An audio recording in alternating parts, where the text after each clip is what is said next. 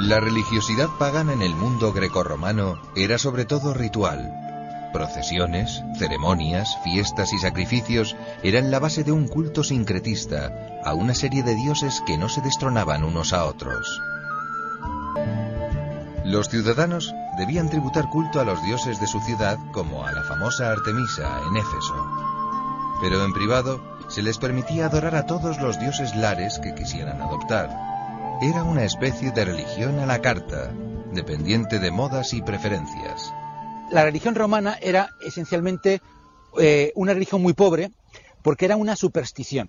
En el fondo no tenía un trasfondo doctrinal muy potente, porque el romano no buscaba en la religión una relación con los dioses, con una divinidad trascendente, sino buscaba un seguro de vida, buscaba algo que le permitiese conservar lo que tenía y una paz y una vida tranquila. O sea, era un conjunto de ritos. Muchas veces ni ellos mismos los entendían, pero esos ritos estaban destinados a conjurar posibles peligros, terremotos, malas cosechas, sequías, un eclipse solar. Los romanos imaginaban que su seguridad y prosperidad dependían de sus dioses. Para ganarse sus favores, introducían ceremonias religiosas en las actividades sociales y políticas. La participación en los rituales del culto imperial era una prueba de lealtad a la patria. Antes de iniciar, por ejemplo, una sesión del Senado, se hace siempre un sacrificio a las divinidades paganas. Antes de comenzar, por ejemplo, un espectáculo público, una simple carrera de caballos o una carrera de cuadrigas o de vigas en el estadio, siempre hay una procesión religiosa donde se llevan los ídolos, las imágenes de los ídolos, las estatuas. Por eso un cristiano no puede participar en los espectáculos públicos, no porque en sí una carrera de caballos sea algo malo, sino porque todo el espectáculo es un acto de idolatría. Por tanto, el cristiano se aparta de estas actividades porque sabe que tiene un único Señor, un único Dios, y no puede ni siquiera con el ejemplo enseñar a otros que no es verdad lo que piensa. Entre aquellas religiones venidas de Oriente figuraba una, nacida en la lejana provincia de Judea, de rasgos muy peculiares. El judaísmo en esos antiguos tiempos era una religión muy especial en el cosmos religioso del Imperio Romano. Ellos creían en un solo Dios creador del cielo y de la tierra y ya habían rehusado tributar culto de adoración a ningún otro Dios.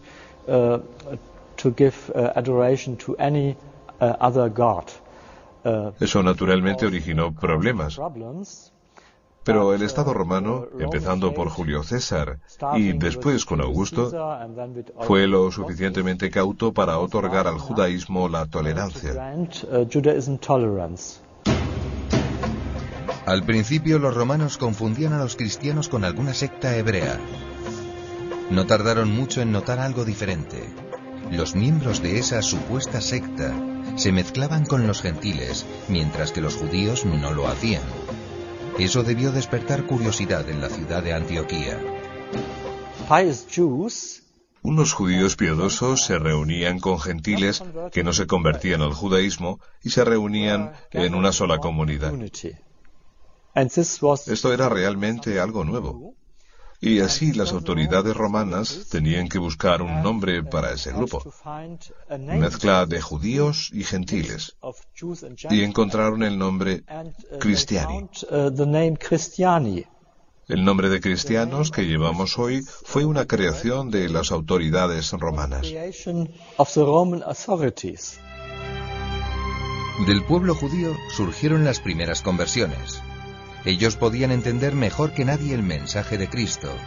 Él era la culminación de su fe, el Mesías Salvador anunciado por los profetas en el Antiguo Testamento. Hasta las deidades más extravagantes eran toleradas por la sociedad pagana.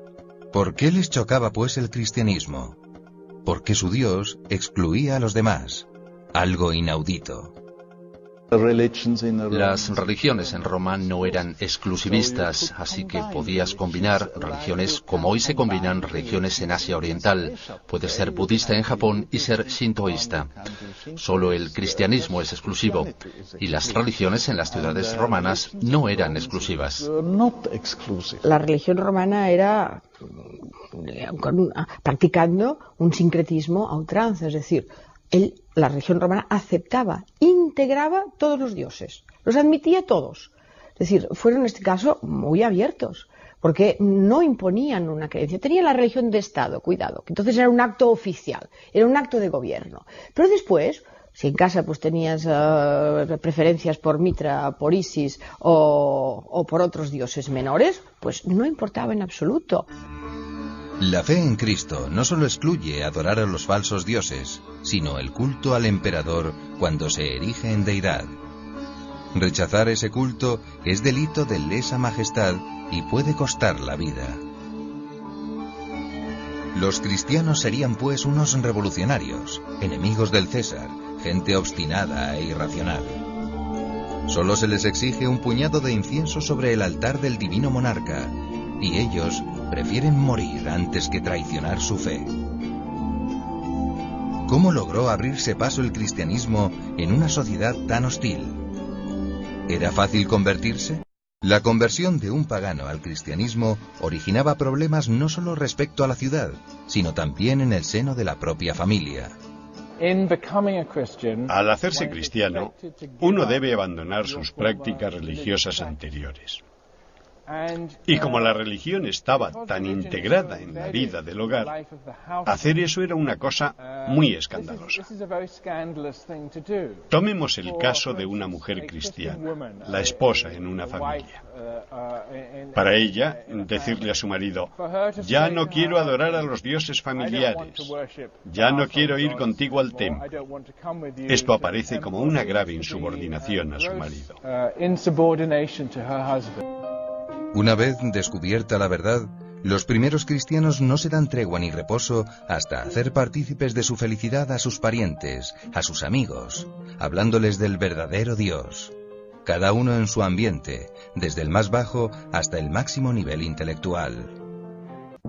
Pero no todos la admiraban. En los primeros siglos se propalaban calumnias, incluso rumores infamantes, como el asesinato ritual de niños en orgías nocturnas.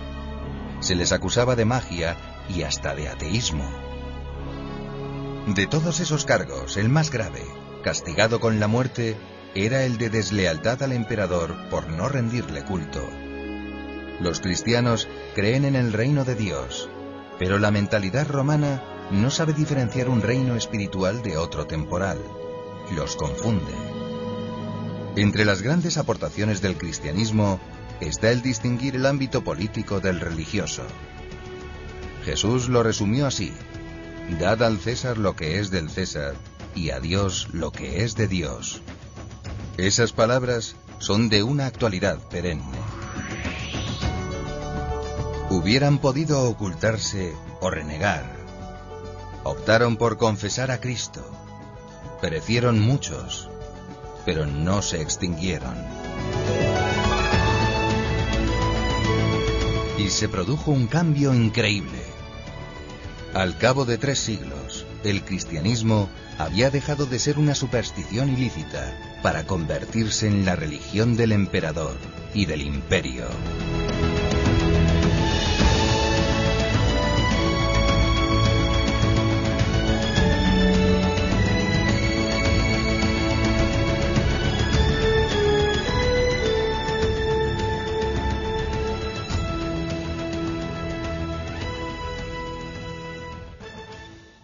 La más terrible de las persecuciones. El final del siglo III y los principios del siglo IV es una época en que hay un equipo de emperadores que forman la tetrarquía, 4 emperadores, correinantes, 2 Augustos y 2 Césares. Quieren dinamizar la fuerza del imperio justamente para reconstruirlo y luchar contra los bárbaros. Y deciden restaurar la religión tradicional sobre bases muy sólidas. Y en esas condiciones tiene lugar lo que se llama la Gran Persecución. Iniciada por Diocleciano en el año 303, fue la más sangrienta de la historia de Roma. Es la era de los mártires. El edicto de Diocleciano, aunque apenas fue aplicado en las provincias occidentales, hizo correr mucha sangre, pero en vano. Fue muy dura, fue importante, fue ineficaz, y uno de los dos emperadores, Galerio, en el 311, ya en su lecho de muerte, firma un edicto en el que reconoce que los cristianos no claudican. Galerio era supersticioso.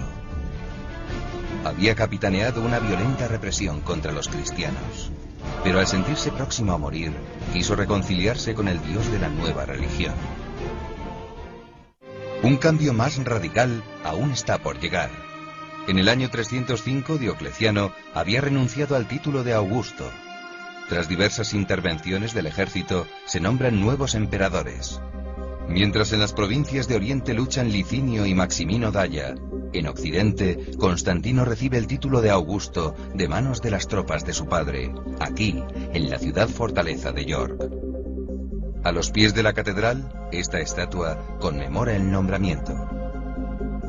Sigue una intrincada lucha por el poder, y su rival Magencio se hace con el control de Italia y África. Constantino le acusa de usurpador y dirige sus ejércitos contra él. Atraviesa los Alpes y llega a las puertas de Roma, donde le aguarda el ejército de Magencio 2 veces más poderoso. La victoria parece imposible, pero algo extraordinario ocurre entonces. El propio Constantino lo refirió al historiador Eusebio de Cesarea. La víspera del combate tuvo una visión. En el firmamento apareció una cruz formada por las iniciales griegas de Cristo, acompañada de una voz que decía: «Con este signo vencerás». El emperador entendió aquella señal como una alianza con el todopoderoso Dios de los cristianos y ordenó pintar en todos los escudos y estandartes la señal celeste. En el 312, Constantino afrontó a su enemigo Magencio en las afueras de Roma, en Sasha Rubra, una localidad que está justo cerca de las puertas de Roma. En el puente Milvio lo derrota y Magencio muere. Y he aquí que Constantino entra victorioso en Roma.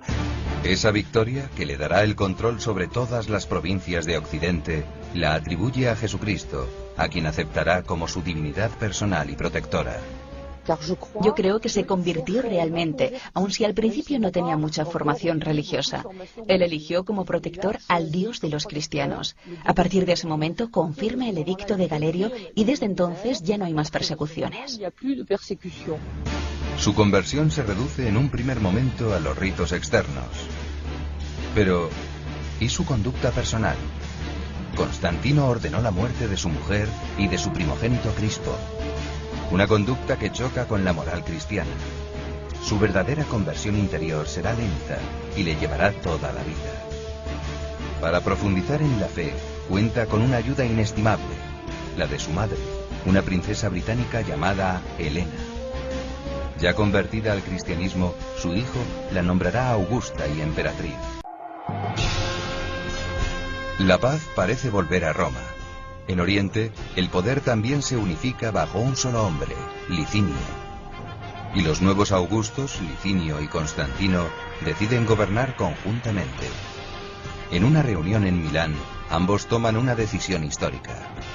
Proclamarán la libertad religiosa. ¿Cómo lo hacen? A través de cartas que envían a los gobernadores. La primera es de junio del 313. Con estas cartas se da plena libertad a los cristianos. No solo a los cristianos.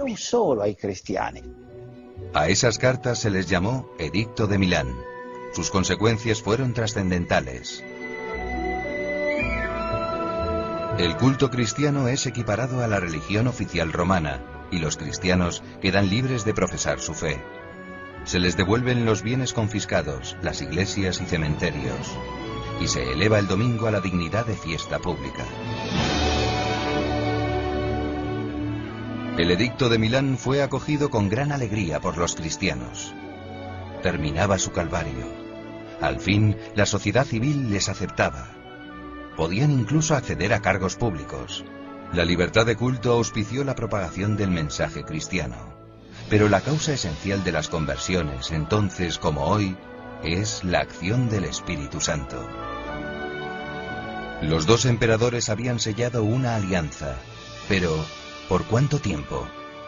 2 años después, Licinio apoya en secreto una sublevación contra Constantino y la guerra desgarra a Roma una vez más. Licinio sospecha que los cristianos rezan por la victoria de Constantino. Inicia hostilidades contra ellos y opta por los dioses paganos. Prevalece Constantino y es coronado Augusto de todo el imperio. Su victoria es también el triunfo del Dios de los cristianos. A partir de este momento se convertirá en promotor de la expansión y la unidad de la Iglesia.